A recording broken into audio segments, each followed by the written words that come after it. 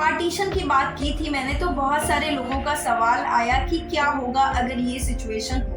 तो उन्होंने जो सिचुएशंस दी हैं आज हम उसको इस वीडियो में डिस्कस करेंगे। तो सबसे पहली सिचुएशन ये थी कि अगर एक भाई है और एक बहन है, दोनों अनमैरिड हैं, तब खेती की जमीन किसे मिलेगी। तो देखिए, अगर दोनों अनमैरिड हैं तो खेती की जमीन दोनों में आधी आधी बट जाएगी। फिर याद रखिए, जैसे ही उस बहन की शादी हो जाएगी तो जो उस बहन के हिस्से की जमीन थी वो भाई को मिल जाएगी।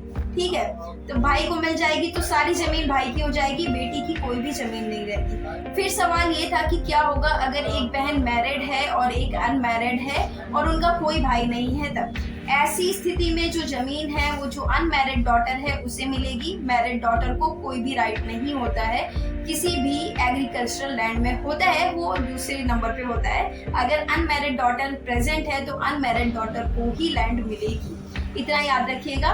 फिर बात आती है कि विडो डॉटर है या फिर एक अनमैरिड सिस्टर है, एक ब्रदर है, एक विडो डॉटर है, फिर किसे मिलेगी। तो देखिए, जो अनमैरिड डॉटर है, अनमैरिड सन है, उसे ही मिलेगी, विडो को नहीं मिलेगी। विडो का राइट है प्रॉपर्टी में किसकी, वो अपनी जो है इन लॉज फैमिली में उसको राइट मिलेगा। जो एग्रीकल्चरल लैंड है वहाँ पे उसके हस्बैंड की जो प्रॉपर्टी होगी वो उसे मिलेगी।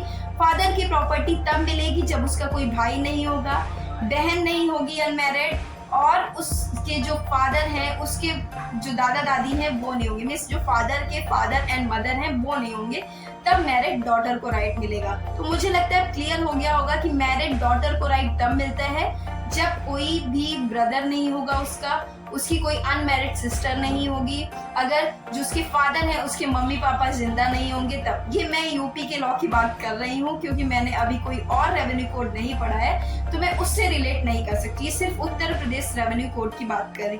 मैं बार बार कहती हूँ, जब खेती की जमीन की बात आती है तो रेवेन्यू कोड को याद करिए।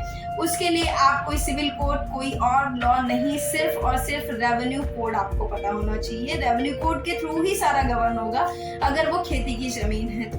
और ये भी बात रेवेन्यू कोड की हो रही है, मिस ये खेती की जमीन की बात हो रही है, इसलिए मैं रेवेन्यू कोड जो राजस्व संहिता है उसको डिस्कस कर रही हूँ।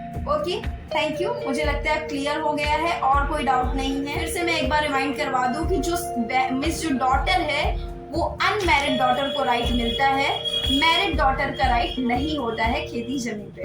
अगर मैरिड जो अनमैरिड डॉटर भी नहीं हो, उसका जो सन है वो भी ना हो, तब कहीं और उस जो इंसान मर रहा है उसके मदर फादर अलाइव ना हो, तभी मैरिड डॉटर को राइट मिलता है, अदरवाइज नहीं मिलता। इसके आगे भी चैन है कि अगर मैरिड डॉटर भी नहीं हो फिर किसे मिलेगा, तो वो सारी चैन मैं कहूंगी कि रेवेन्यू कोड आप पढ़ लीजिए। अदरवाइज मैं इसमें ही फोटो ऐड ऑन कर देती हूँ कि कैसे कैसे किसको किसको मिलता है, फिर आपके लिए इजी हो जाएगा। ओके।